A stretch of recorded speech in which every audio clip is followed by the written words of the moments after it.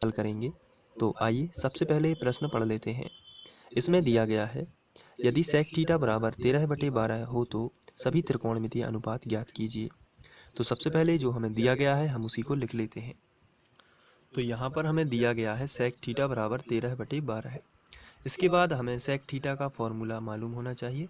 तो इसके लिए हम लोगों ने एक ट्रिक बनाई हुई है, वो इस तरीके से है, LAL/KKA। यहाँ से हम साइन कॉस टेन इसके मान ज्ञात कर सकते हैं।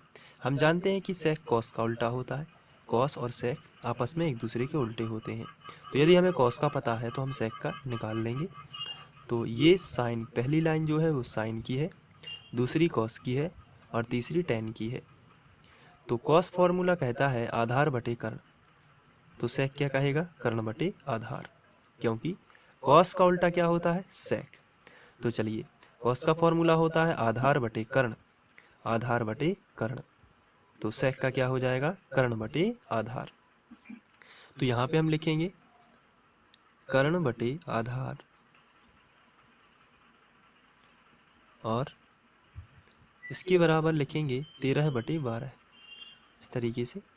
तो कर्ण बटे आधार बराबर 13/12। अब बात की जाए तो कर्ण कितना होना चाहिए, 13 है, और आधार कितना होना चाहिए, 12 है। तो चलिए हम एक त्रिभुज बना लेते हैं।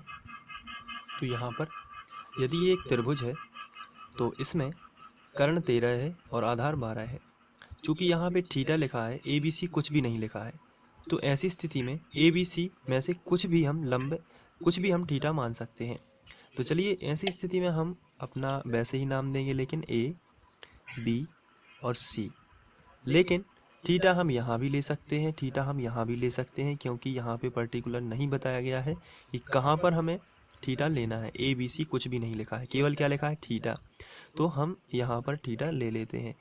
चलिए, थीटा के सामने की वजह ये हो जाएगी लंब, और यहाँ पे समकोण है तो ये हो जाएगी कर्ण। तो ये हो गई कर्ण और ये हो गई लंब। तो फिर नीचे क्या बचा, आधार। चलिए अब हमने इसके लिए देख लेते हैं, कर्ण कितना बताया जा रहा है, 13। तो हम यहाँ पे लिख लेते हैं कि ये 13 है और आधार कितना है, 12 है। तो ये एक समकोण त्रिभुज है और इसमें दो भुजाएं ज्ञात हैं। तीसरी हम किससे ज्ञात कर सकते हैं, पाइथागोरस प्रमेय से, जैसा कि हम लोग पहले से करते आ रहे हैं। तो चलिए अब हम समकोण त्रिभुज ABC में पाइथागोरस प्रमेय लगाते हैं। ये होता है कर्ण का वर्ग बराबर लंब का वर्ग धन आधार का वर्ग। चलिए अब इसको आगे बढ़ाते हैं, देख लेते हैं कर्ण कितना है। कर्ण हमें दिया गया है AC यानी 13 दिया गया है। तो हम यहाँ पे लिखेंगे 13 का वर्ग, बराबर के नीचे बराबर, लंब हमें इस बार ज्ञात करना है, तो लंब है BC, तो इसको हम लिखेंगे BC वर्ग, प्लस आधार हमें दिया गया है 12, तो ये हो जाएगा 12 का वर्ग। तो ये हमने पाइथागोरस लगा दिया है। अब इसके बाद इसको थोड़ा सा सॉल्व करेंगे।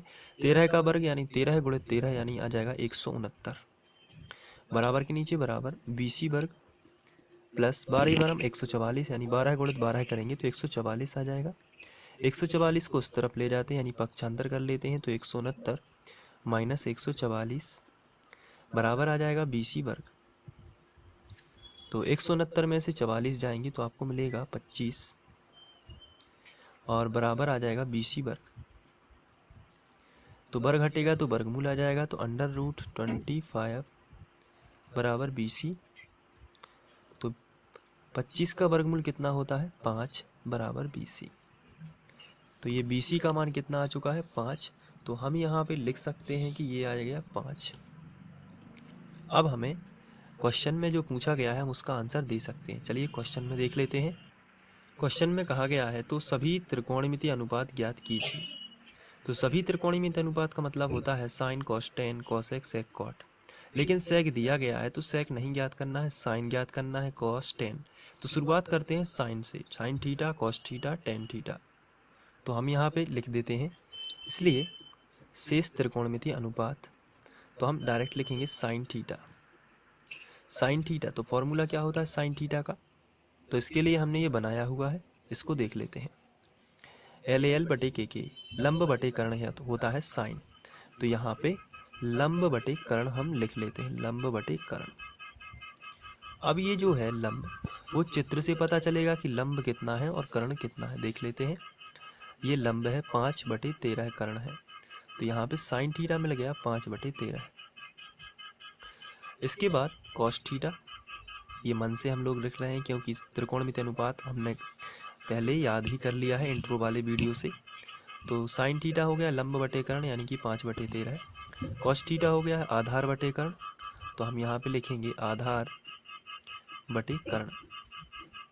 चलिए अब हम देख लेते हैं आधार कितना है हमारे चित्र में। ये देखिए आधार है 12 और कर्ण है 13, तो 12/13 ये हो गया कॉस थीटा। अब हम निकालेंगे टेन थीटा। तो टेन थीटा हमें पता है कि हम इस फॉर्मूले से निकाल लेते हैं लंब बटे आधार।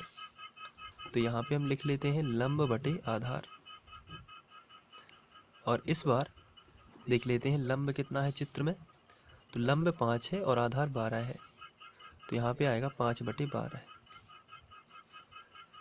अब साइन कॉस टेन हो चुका है, अब साइन का उल्टा कॉस का उल्टा दिया गया है, टेन का उल्टा और निकाल लेंगे।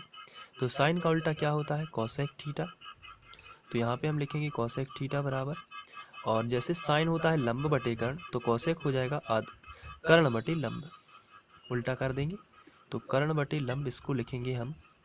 और इसका फॉर्मूला भी उल्टा हो जाएगा, जैसे साइन थीटा होता है 5/13 तो कॉसेक हो जाएगा 13/5, इसका उल्टा कर देना है।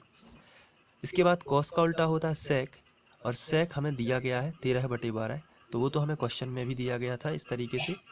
आप यहाँ पे देख सकते हैं सेक थीटा बराबर 13/12, तो ये हम नहीं निकालेंगे। इसके बाद आगे बढ़ते हैं। तो साइन का उल्टा हमने निकाल लिया कॉसेक, कॉस का उल्टा सेक दिया गया है, टेन का उल्टा होता है कॉट, तो कॉट थीटा बराबर, जब टेन थीटा बराबर होता है लंब बटे आधार तो कॉट थीटा हो जाएगा आधार बटे लंब। तो यहाँ पे हम लिखेंगे आधार बटे लंब। तो आधार कितना है, सीधी सी बात है टेन थीटा को पलट दीजिए 12/5 हो जाएगा। ये टेन थीटा था 5/12, टेन थीटा कितना था 5/12, तो कॉट थीटा हो जाएगा 12/5।